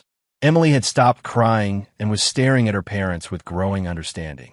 "Mom, what did you do?" "Nothing that your father hasn't done," Lynette snapped. "He's been emotionally absent for years. He's obsessed with his work. He never talks to us. He treats us like we're not even here. So you decided to steal money and sleep with another man," Gerald observed. "That's certainly a proportional response to having a workaholic husband." The cruelty in Gerald's voice was subtle but unmistakable. He was dismantling Lynette's justifications as methodically as he was dismantling Marco's business empire. "What happens now?" Emily asked quietly. Gerald looked at his daughter with something that might have been regret. "Now you both learn that actions have consequences. Your mother chose to betray our marriage vows. You chose to help her by spying on me for Marco's benefit. Those choices have costs." "I didn't know." Emily started to protest. "You knew enough," Gerald cut her off. "You knew enough to take expensive gifts from a stranger. You knew enough to report my travel schedule and business meetings. You might not have understood the full scope of what you were doing, but you knew you were keeping secrets from me." Emily's face crumpled as the reality of her situation sank in. She'd been used by people she trusted, and now she was facing consequences she'd never anticipated. "I'm sorry, Daddy," she whispered. Gerald studied his daughter's face, searching for signs of genuine remorse or mere regret at being caught. What he saw was a young woman who was finally beginning to understand that her actions mattered, that other people had feelings she could hurt. But understanding came too late. The damage was done, and Gerald Orozco was not a man who forgave betrayal, even from his own blood. Chapter 5. The Partner's Gambit. Wendell Frederick arrived at Gerald's office building the next morning dressed in his most expensive suit, clearly hoping to make a strong impression. At 35, Wendell was ambitious, ruthless in his own way, and increasingly desperate as he watched his partnership with Marco Houston crumble around him. Gerald had done his research. Wendell came from old money that had been squandered by his parents' poor decisions and extravagant lifestyle. The development partnership with Marco had been his chance to rebuild his family's fortune, but Marco's recent troubles threatened to drag them both down. "Mr. Orozco," Wendell said, shaking Gerald's hand with the firm grip of a man trying to project confidence he didn't feel. "Thank you for seeing me on such short notice. Please sit down." Gerald gestured to the leather chairs arranged around a small conference table. "I understand you're interested in the Morrison Hotel's contract." "Very much so. It's exactly the kind of prestige project our company specializes in." Gerald opened a folder and spread out architectural plans for the hotel renovation project. 23 properties across the region, total construction value of $47 million. The security consultation alone is worth $6 million to my firm. Wendell's eyes widened as he studied the scope of the project. It was easily the largest contract his company had ever been offered. "This would be a game changer for us." "That's assuming your company survives long enough to complete it," Gerald observed casually. The comment hit Wendell like a slap. "I'm not sure what you mean." "I mean that Marco Houston is about to lose everything, and he's going to take you down with him unless you act quickly." Gerald leaned back in his chair, studying Wendell's reactions carefully. "Tell me, what do you know about your partner's personal life?" "Marco keeps his private affairs private," Wendell said carefully. "Admirable loyalty, but misplaced. Marco has been having an affair with my wife for 6 months. More importantly, he's been using that relationship to gather intelligence about my business operations and financial holdings." Wendell's face went through a series of expressions as he processed this information. That's a serious accusation. It's not an accusation. It's a fact. Gerald slid a manila envelope across the table. These are copies of financial records showing money transfers from accounts belonging to my wife to offshore accounts controlled by Marco. There are also transcripts of recorded conversations where they discuss their plans to take half my assets in a divorce settlement. Wendell opened the envelope with trembling hands. As he read through the documents, his face grew progressively paler. This looks like, he began, industrial espionage, conspiracy to commit fraud, theft by deception. Gerald's voice was calm, almost conversational. All federal crimes with substantial prison sentences. But I had nothing to do with this, Wendell protested. I never knew. Of course you didn't. You're a legitimate businessman who happened to be in partnership with someone who made very poor decisions. Gerald paused. The question is, what are you going to do about it? Wendell set down the documents and looked directly at Gerald. What do you want from me? I want justice. Marco Houston destroyed my family, so I'm going to destroy everything he's built. You can either go down with him, or you can choose to be part of the solution. And if I choose to be part of the solution? Gerald smiled. Then you take control of your development company before Marco's legal troubles contaminate it. You dissolve the partnership, assume control of the legitimate assets, and position yourself to handle contracts like Morrison Hotels. It was a lifeline, and they both knew it. Wendell could save his business and his reputation by cutting ties with Marco before the scandal broke. More importantly, he could emerge from the wreckage as the sole owner of a development company with a massive new contract. What would you need from me? Wendell asked. Complete cooperation. Financial records, business communications, anything that demonstrates Marco's misconduct. In exchange, you get the Morrison contract and my assurance that your name will be kept out of any criminal proceedings. Wendell was quiet for a long moment, weighing his options. Finally, he extended his hand. You have a deal. As they shook hands, Gerald felt a moment of satisfaction. He was turning Marco's allies against him, systematically isolating the man who had dared to target his family. But this was still just preparation for the real destruction to come. There is one more thing, Gerald said as Wendell prepared to leave. I'll need you to help me arrange a meeting with Marco. Somewhere private, where we can have an honest conversation about his future. Wendell nodded, though Gerald could see the man was beginning to understand that he'd just made a deal with someone far more dangerous than Marco Houston had ever been. That evening, Gerald returned home to find Emily waiting for him in his study. She'd been crying again, but there was something different about her demeanor, a maturity that hadn't been there before. Daddy, I need to tell you something, she said quietly. About Wendell, about what I told him. Gerald sat down behind his desk and waited. I gave him copies of your calendar, your travel schedule, your meeting notes, even some of your client files. Emily's voice was barely above a whisper. I don't know what I thought. Wendell said Marco was interested in doing business with you, that it would be good for everyone. It was worse than Gerald had suspected. His own daughter had been used to conduct industrial espionage against his company. The violation felt more personal than anything Lynette had done. Did you take money for this information? He asked. No, just gifts. Expensive dinners, jewelry, a designer purse. Emily's hands were shaking. I know how that sounds now, but at the time it felt like someone finally thought I was worth something. The admission revealed the deeper problem in their family. Emily had been desperate for attention and validation, vulnerable to manipulation because she felt ignored and undervalued at home. Gerald realized that his own emotional distance had created the opening that Marco and Wendell had exploited. But understanding the cause didn't absolve anyone of the consequences. What you did was illegal, Gerald said quietly. Corporate espionage, theft of trade secrets. If I wanted to press charges, you could face federal prosecution. Emily's face went white. Daddy, please. I'm not going to press charges. You're my daughter, and despite everything, I love you. But Emily, what you did has consequences that go beyond our family.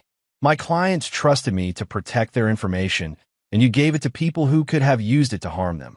I'm sorry, Emily sobbed. I'm so sorry. I didn't understand. Sorry doesn't undo the damage, Gerald replied. But it's a start. He stood and walked around the desk to where Emily sat crying. For a moment, he considered comforting her, perhaps finding a way to rebuild their relationship. But then he remembered the casual cruelty in her voice at dinner, the way she dismissed him as furniture, the months of deception and betrayal. Gerald Orozco had loved his family unconditionally for 18 years. Now, he was learning to love himself more. "You'll be 18 until August," he said finally. "You can stay here until then, or you can leave now. After that, you'll need to find your own place." "You're kicking me out?" Emily's voice was filled with disbelief. "I'm in your childhood," Gerald corrected. "You made adult choices. Now you get to live with adult consequences." As he left Emily crying in his study, Gerald felt something he hadn't experienced in years: complete clarity about his priorities. His family had betrayed him, used him, and discarded him. Now it was time for them to learn what life was like without his protection and support. The game was far from over, but Gerald was no longer playing defense. Chapter 6: The Trap Closes. Marco Houston stood in the abandoned warehouse on the outskirts of the industrial district, feeling like a man walking to his own execution. Wendell had arranged this meeting, claiming it was their only chance to negotiate with Gerald Orozco before the situation spiraled completely out of control.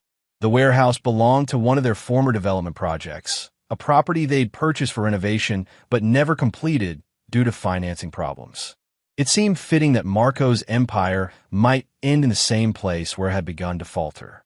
Gerald arrived exactly on time, accompanied by Angela Ingram and two other men Marco didn't recognize, but had the unmistakable bearing of former law enforcement. The message was clear. Gerald was prepared for any eventuality. "Thank you for coming," Gerald said, his voice echoing in the empty space. "I thought we should have an honest conversation about your situation." Marco tried to project confidence he didn't feel. "I'm not sure what you think you've accomplished, but I have lawyers. Your lawyers are currently explaining to federal investigators why your offshore accounts receive payments from my wife's personal checking account," Gerald interrupted. "They're also trying to determine whether the industrial espionage charges will be filed in state or federal court." The mention of espionage made Marco's blood run cold. "I don't know what you're talking about." Gerald nodded to Angela, who opened a briefcase and removed a stack of documents. "These are copies of my company's client files. Confidential security assessments, travel schedules for protected individuals, even architectural plans for facilities we're securing. All of this information was found on your personal computer." Marco's mind raced. He'd never seen those documents before in his life. "That's impossible. I never." "Emily Orozco provided you with this information over a period of 6 months, Gerald continued. "My daughter, whom you manipulated through your business partner, gave you access to classified information that could have been used to harm my clients." The trap was beginning to close around Marco, and he finally understood the scope of Gerald's plan. This wasn't just about the affair or the money. Gerald was constructing a federal case for espionage and conspiracy. "You planted that evidence," Marco accused. "Did I? Or did you simply underestimate how thoroughly I document everything in my business?" Gerald's smile was razor sharp. "The beauty of the situation is that it doesn't matter. The evidence exists, it's on your computer, and federal prosecutors tend to take industrial espionage very seriously." Wendell stepped forward, his face pale but determined. "Marco, there's something else you need to know. I've dissolved our partnership and transferred all company assets to a new entity. You're no longer an owner or officer of Frederick Development Group." The betrayal hit Marco like a physical blow. His own partner had sold him out to save himself. "You bastard. We built this company together." "We built it, and you destroyed it," Wendell replied. "I'm not going to prison because you couldn't keep your pants on." Gerald watched the exchange with satisfaction. Turning allies against each other was a classic strategy, and Marco's isolation was now complete. No business partners, no financial resources, and soon, no freedom. "What do you want?" Marco asked, finally accepting the reality of his situation.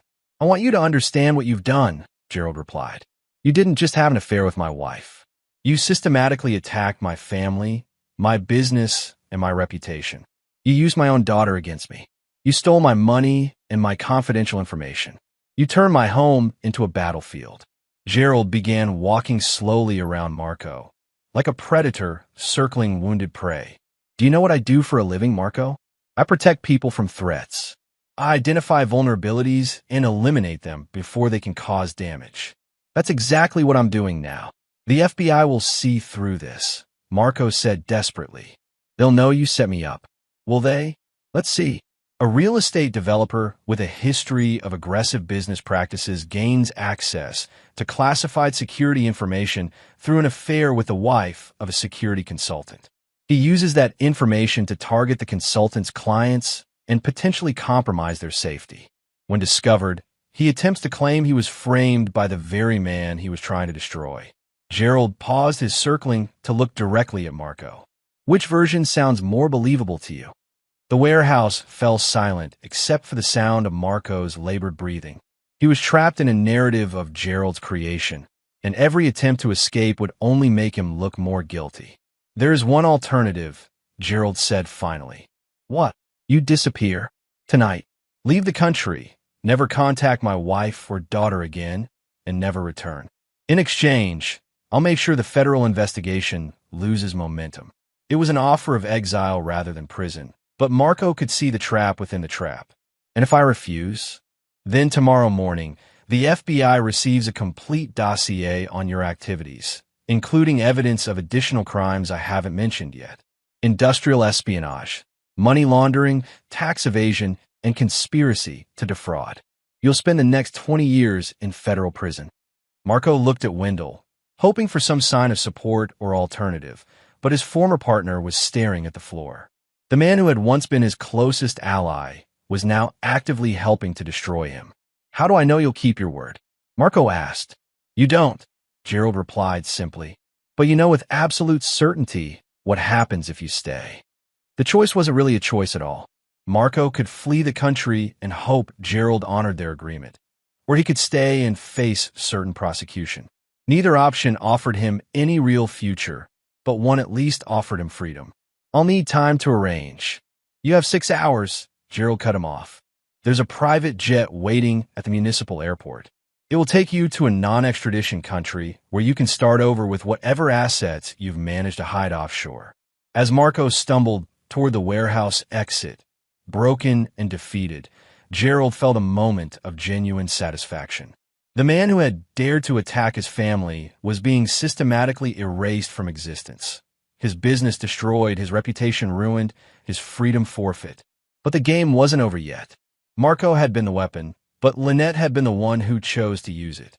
And Emily had been the one who loaded it with ammunition. It still had prices to pay. Chapter 7. The Exile's Price. 6 hours later, Marco Houston sat in the cabin of a private jet flying toward a destination he couldn't even pronounce. Gerald had been true to his word. The plane was waiting, fueled and ready, with a pilot who asked no questions and requested no identification beyond a passport that had been waiting for Marco in an envelope on his seat. But as the lights of his former life disappeared below the clouds, Marco began to understand the true genius of Gerald's revenge. He wasn't just being exiled, he was being erased. His business was gone, his assets frozen or transferred, his reputation destroyed. Even if he somehow managed to return to the United States, there would be nothing left for him. Meanwhile, Gerald stood in his study, watching news reports of Marco's mysterious disappearance on his computer screens. The story was already spreading through the real estate community. Successful developer vanishes overnight, leaving behind a company in ruins and a trail of suspicious financial transactions. Angela Ingram knocked on his door. The FBI called off their investigation, she reported. With the primary suspect fled, they're treating it as a closed case. They did ask if we wanted to pursue civil damages. No need, Gerald replied. Justice has been served. But even as he said it, Gerald knew the statement wasn't quite true. Marco had been neutralized, but the betrayal of his family remained unresolved. Exile was too easy an escape for the people who had lived in his house, taken his money, and stabbed him in the back while he slept beside them. Lynette chose that moment to burst into his study without knocking, her face flushed with rage and desperation. What did you do to Marco? He's gone, vanished, and his company says he's no longer employed there. I imagine he decided to explore new opportunities, Gerald said mildly. The real estate market can be quite volatile. Don't play games with me. Lynette's voice cracked with hysteria. I know you did something to him. You destroyed his business, you ruined his life, and now he's gone. Gerald looked at his wife with something approaching pity. You're absolutely right. I destroyed Marco Houston as thoroughly as I knew how. I dismantled his business, seized his assets, turned his allies against him, and finally gave him a choice between exile and imprisonment. The casual confession stunned Lynette into silence. She'd expected denials, not matter-of-fact admissions. The question, Gerald continued, is what you're going to do about it. Lynette's anger flared again. I'm going to tell everyone what you did. I'm going to expose you as the monster you really are. Please do, Gerald encouraged. Tell people that your husband discovered your affair and responded by legally destroying your lover's business empire. Tell them that the man you betrayed fought back instead of rolling over. Tell them that Gerald Orozco isn't the weak, passive victim you thought he was. For the first time, Lynette seemed to understand that she'd been living with a stranger for 15 years. The man she'd married had been quiet and focused on his work, but she'd mistaken introversion for weakness, professional dedication for emotional absence. You're not the man I married, she whispered. You're absolutely right, Gerald agreed. The man you married believed in loyalty, trust, and family bonds. He thought that love was unconditional and that marriage vows meant something. That man died the night you called me a nobody at our dinner table. Gerald stood and walked to the window, looking out at the manicured lawn he'd worked years to afford. The man you're talking to now is someone else entirely. Someone who understands that love without respect is worthless, that loyalty without reciprocity is slavery, and that family bonds can be broken by the people who should cherish them most. I want a divorce, Lynette declared, as if it were a threat rather than exactly what Gerald wanted. The papers will be ready tomorrow, Gerald replied. Given the evidence of adultery, theft, and conspiracy, I expect you'll find the settlement terms quite unfavorable. Lynette's face went white as the reality of her situation finally penetrated. She'd been counting on Gerald's passivity to ensure a comfortable divorce settlement. Now she was facing the prospect of leaving with nothing more than what she could prove she'd brought to the marriage. You can't do this, she protested. I have rights. You had rights, Gerald corrected. You forfeited them when you chose to betray our marriage, steal our money, and conspire with a stranger to destroy our family. Actions have consequences, Lynette. You're about to learn that lesson the hard way. As Lynette fled from his study, Gerald felt a moment of something that might have been regret. They'd built a life together once, shared dreams and plans, created a daughter they both loved. But betrayal had poisoned all of that, turning love into contempt and partnership into warfare. The man Gerald had been might have found a way to forgive, to rebuild, to salvage something from the wreckage of their marriage. But that man was gone, replaced by someone harder and colder and infinitely more dangerous. There was still one more betrayal to address. Chapter 8. A Daughter's Reckoning. Emily found her father in his study later that evening, sitting in the dark and staring out at the city lights. She'd been avoiding him for days, unsure how to bridge the chasm that had opened between them. But with Marco gone and her mother in full panic mode, Emily was beginning to understand that her world was collapsing around her. Daddy, she said quietly from the doorway. Can we talk? Gerald turned on his desk lamp, but remained seated. His face was unreadable in the soft light. Of course. What's on your mind? Emily stepped into the room and sat in the chair across from his desk, the same chair where she'd confessed to giving away his business secrets. I've been thinking about what you said, about consequences and betrayal and family. And what have you concluded? I think I understand now why you're so angry. What Mom did was terrible, but what I did... Emily's voice broke slightly. I helped them hurt you. I gave them information they used against you. I'm as guilty as they are. Gerald studied his daughter's face, searching for signs of genuine understanding versus mere regret at being caught. What he saw was a young woman who was finally beginning to grasp the adult concept of moral responsibility. Do you know what I do for a living, Emily? Gerald asked. You protect people. You keep them safe. That's right. And do you know what the most dangerous threat to any security system is? Emily shook her head. Insider betrayal, Gerald explained. When someone who's trusted with access uses that trust to help enemies attack from within. It's the one thing that no amount of planning or preparation can fully protect against. The parallel was clear, and Emily's face crumpled as she understood. I was the insider threat to our family. You were manipulated, Gerald acknowledged. But you were also willing to be manipulated because it got you something you wanted: attention, expensive gifts, the feeling of being special. Emily was crying now, but they were different tears than before. Not the tears of a child being punished, but the tears of someone finally understanding the true weight of their actions. Is there any way to fix this? She asked. Any way to make it right? Gerald was quiet for a long moment. This was the question he'd been dreading and anticipating in equal measure. Emily was his daughter, his blood, the child he'd raised and loved. But she was also the person who had betrayed his trust as deeply as any stranger could have. I don't know, he said finally. Trust, once broken, is nearly impossible to rebuild.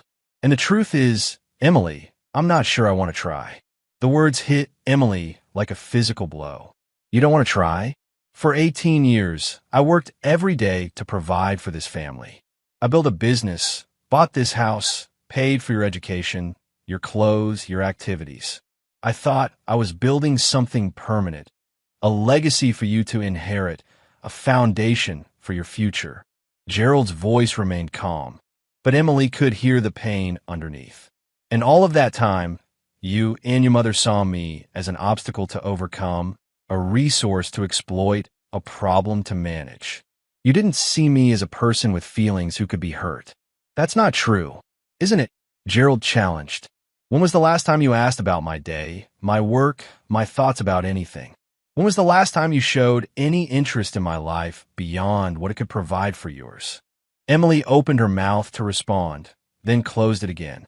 She couldn't remember a single time in recent years when she treated her father as anything more than a source of money and transportation. I was a child, she said weakly. You were a child when you were 8 and you threw tantrums when you didn't get your way. You're 18 now. You're old enough to vote, to serve in the military, to get married. You're old enough to understand that other people have feelings and that your actions affect them. Gerald stood and walked around his desk to where Emily sat. For a moment, she thought he might comfort her, might find some path toward reconciliation. Instead, he handed her a manila envelope. What is this? She asked. Your mother and I are divorcing. These are the papers explaining your options. Emily opened the envelope with trembling hands.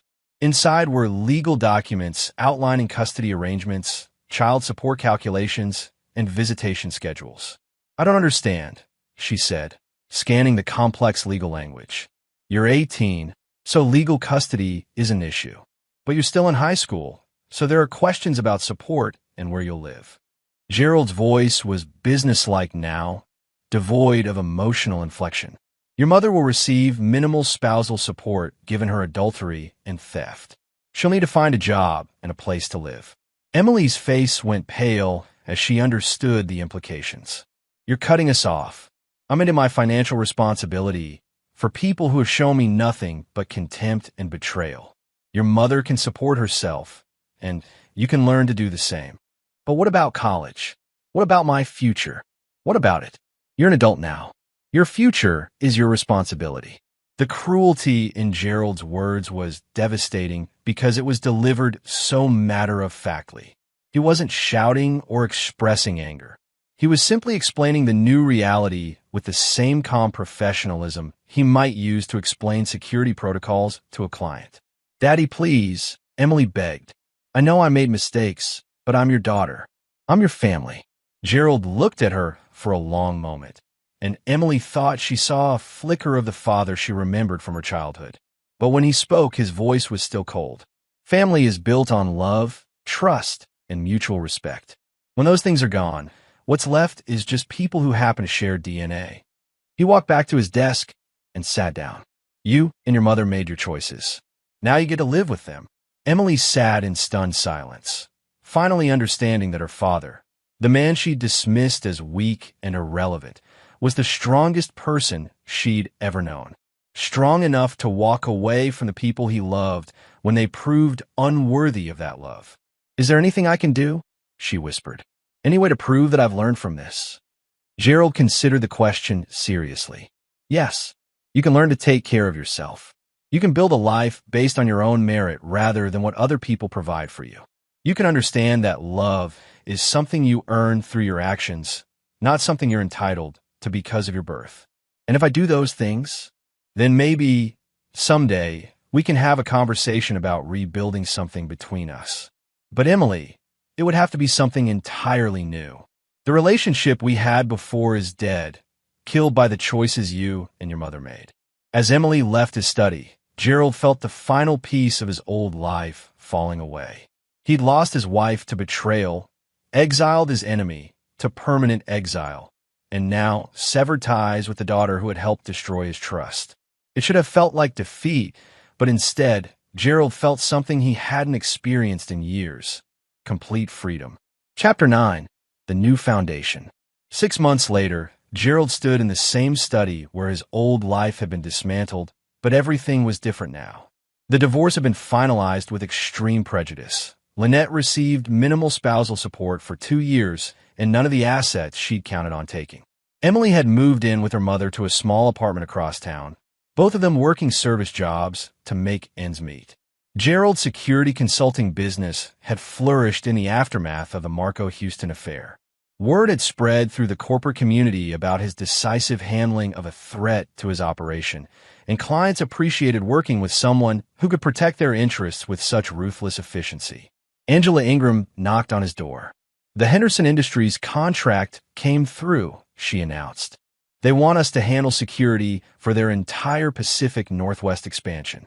It was a $40 million deal, the largest in the company's history. Gerald nodded with satisfaction. Success, it turned out, was the best revenge of all. "Any word from our former friends?"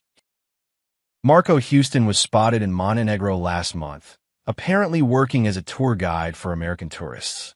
"Lynette tried to contact you through the office twice this week, but I told her you weren't available." Gerald wasn't surprised by either development. Marco was probably running low on the money he'd managed to hide offshore, reduced to menial work in a country where his business acumen meant nothing. Lynette was likely discovering that the skills required to be a wealthy man's wife didn't translate to success in the working world. "What about Emily?" Angela's expression softened slightly. "She's enrolled in community college, working part-time at a bookstore to pay tuition.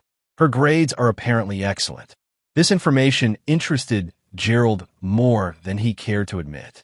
Emily was learning the lessons he'd tried to teach her: the value of hard work, the importance of self-reliance, the cost of betrayal. Whether those lessons would lead to genuine change remained to be seen. His intercom buzzed. "Mr. Orozco? There's someone here to see you.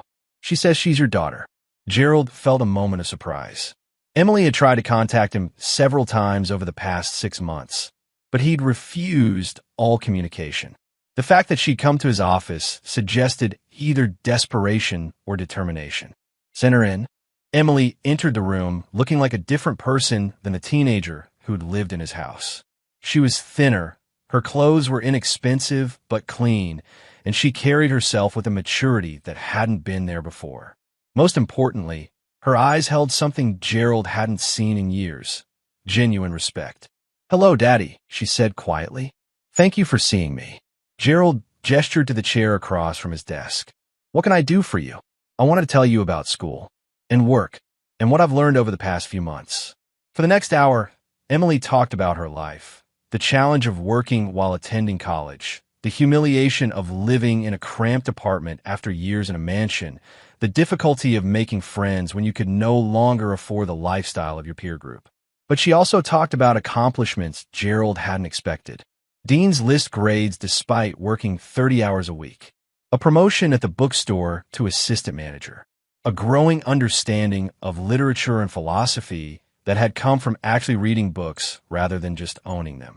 "I understand now what you were trying to teach me," Emily said finally. about consequences and responsibility and earning what you have instead of just expecting it. Gerald listened without interruption, studying his daughter's face for signs of manipulation or false sentiment. What he saw was genuine growth, the transformation of a spoiled teenager into a young woman who was learning to navigate the world on her own merit. "What do you want from me?" he asked finally. "Nothing," Emily replied, and the answer surprised him. "I'm not here to ask for money or help or forgiveness. I'm here because I wanted you to know that the lessons you taught me weren't wasted." It was the first time in her life that Emily had come to him without wanting something, and Gerald found himself genuinely moved by the gesture. "And your mother?" he asked. Emily's expression hardened slightly. "Mom is still angry. She blames you for everything that happened, says you overreacted to what she calls a minor indiscretion. She thinks I should hate you for cutting us off. But you don't. No, I think you did exactly what you should have done. We betrayed you, stole from you, and treated you like garbage in your own home. The fact that you didn't destroy us completely shows more mercy than we deserved." Gerald was quiet for a long moment. The daughter sitting across from him bore little resemblance to the girl who'd called him furniture at their dinner table. This Emily understood accountability, respected strength, and had learned to value what she'd earned rather than what she'd been given. "Are you asking for a relationship?" he said finally. "I'm asking for the chance to build one. Not based on what we used to have, but on who we are now." Emily met his eyes directly. "I know I don't deserve it. I know you don't owe me anything. But if you're willing to try, I'd like to prove that I'm worthy of being your daughter." It was exactly the right answer, acknowledging fault without making excuses, asking for opportunity without demanding entitlement. Gerald realized that his punishment had accomplished something he'd never expected. It had forged his spoiled child into someone who might actually be worth respecting. "We'll start slowly," he said finally. "Dinner once a month. You pay your own way, we talk about your life and goals, and we see if there's something real to build on." Emily's face lit up with genuine joy. "Thank you, Daddy. I won't disappoint you again." "No," Gerald agreed, "you won't. Because now you understand the cost of disappointment." As Emily left his office, Gerald reflected on the strange journey that had brought him to this point. He'd lost a wife who'd never truly valued him, exiled an enemy who'd dared to attack his family, and severed ties with a daughter who'd betrayed his trust. But from the wreckage of those relationships, something new might be emerging, a connection based on mutual respect rather than obligation, on earned trust rather than assumed loyalty. Gerald Orozco had learned that love without respect was worthless, that loyalty without reciprocity was slavery, and that sometimes the people you love most are the ones who hurt you deepest. But he'd also learned that strength could triumph over betrayal, that justice could prevail over manipulation, and that sometimes the most loving thing you can do is teach people the true cost of their choices. The man who'd been dismissed as a nobody had proven himself to be someone who mattered very much indeed. And in the end, that was the only